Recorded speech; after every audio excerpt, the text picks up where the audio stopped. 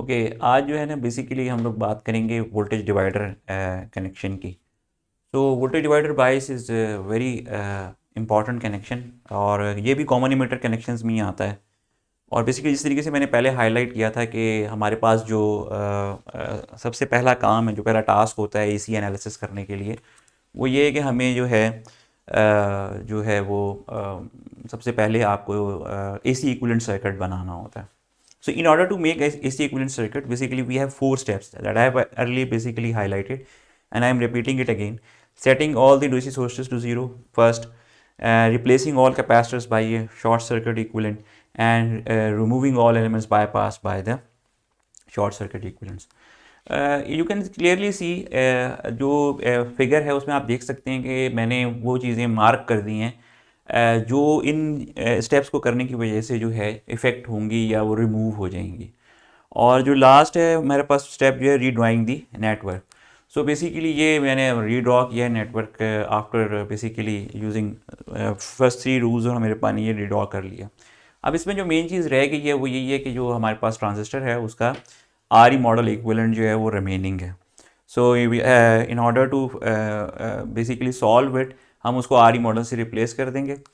तो ये मैंने आर ई मॉडल के साथ जो है वो इसको रिप्लेस कर दिया है, और now I have the R E model equivalent of the A C equivalent circuit of the voltage divider bias configuration.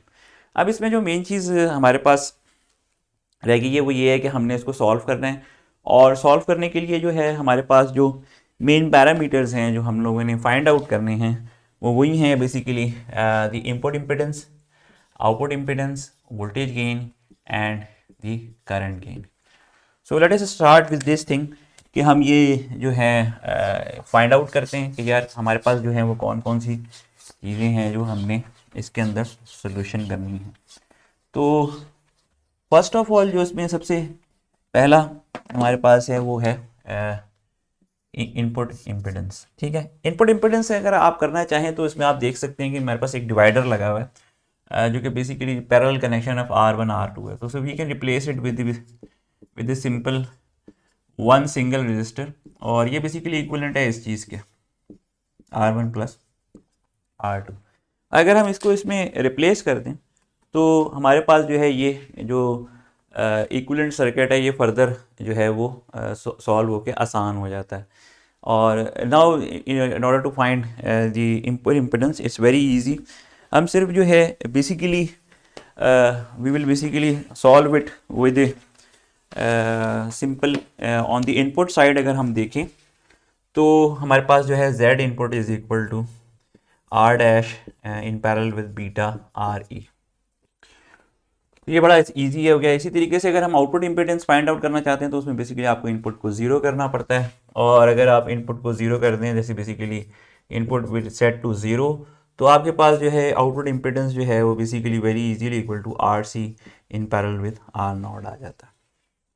इसमें भी यही है बेसिकली कि अगर आपका जो डिवाइडर वाइज है, डिवाइडर की अगर वैल्यू बहुत ज़्यादा हाई होगी बीटा RE से, तो ये बेसिकली आप इसको इग्नोर कर सकते हैं और आपकी जो इनपुट इम्पिडेंस है वो बीटा RE के इक्विवेलेंट हो जाएगी। तो सिर्फ सारे इस पर डिपेंड करता है कि if R dash is very much greater then और 10 टाइम्स बीटा RE, अगर ये आप इस किस्म का जो है डिवाइडर यूज़ करते हैं तो फिर आपके पास जो है ये आप इसको फर्दर सॉल्व कर सकते हैं बीटा RE के फॉर्म में। Similarly on the here grounds, अगर आपके पास RC की वैल्यू जो है वो बहुत बड़ी है R0 से, तो फिर आपका जो है ये इक्विवेलेंट जो है R0 की वैल्यू अगर if R0 is very much greater than 10 RC, 10 times अगर बढ़ा है तो हम उसको रिमूव कर सकते हैं और इसको फर्दर हम इन दोनों इक्वेशंस को सॉल्व कर सकते हैं। Now we will basically move on to the important part is the voltage gain. तो वोल्टेज गेन के लिए हमारे पास जो है सिंपल हमें पता है कि आउटपुट पे आपके पास जो है V0 is given by minus beta IB O into RC over R0।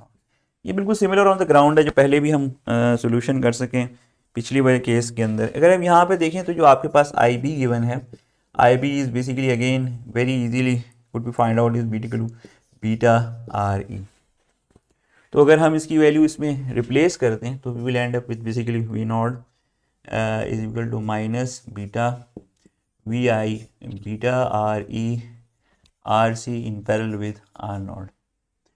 तो we can get this cancel, और ये वी आई जो है हम इसको इस साइड पे ट्रांसफर कर देंगे, तो V naught over V I minus R C in parallel with R naught R ई।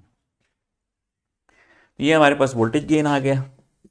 इसके अंदर भी वही बेसिकली जो है हम अप्रॉक्सीमेशन लगा सकते हैं कि अगर हमारे पास ये जो मैंने यहाँ पे लगाई है कि if R naught is very much greater than 10 R C, देखिए 10 टाइम्स ग्रेटर है, तो ये हमारे पास जो है जो वोल्टेज गेन है वो बेसिकली सिंप्लीफाई होके आ जाता है equal to minus R C over sorry minus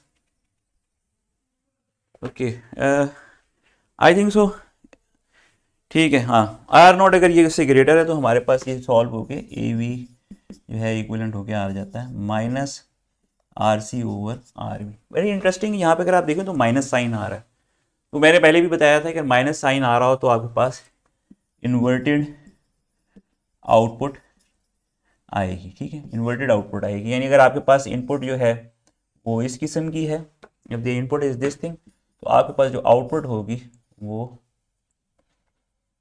इस तरीके से इन्वर्टेड होगी, गेन भी होगा ऑब्वियसली और इन्वर्टेड होगी। तो यहाँ पे अगर आप देखें तो ये बिल्कुल वही है जो सिमिलर है जो हमने इससे पहले फिक्स्ड बाइस के लिए भी कॉन्फ़िगरेशन के लिए निकाली थी। अब जो लास्ट हमारे पास पैरामीटर है वो है करंट गेन का। करंट गेन जो है इसमें क्योंकि ये कॉमन एमिटर है तो यहाँ पे हमारे पास करंट गेन भी आ रहा होगा, और ऑन द सिमिलर ग्राउंड जैसे हमने कॉमन एमिटर फिक्स बाइस के लिए किया था, यहाँ पर हम करंट गेन की जो है वैल्यू निकाल सकते हैं, and that will basically come out to I naught over I input is equal to beta R dash R naught over R naught plus R C into R dash plus beta R E. ठीक है, तो ये basically जो है हमारे इसके equivalent आ जाएगा।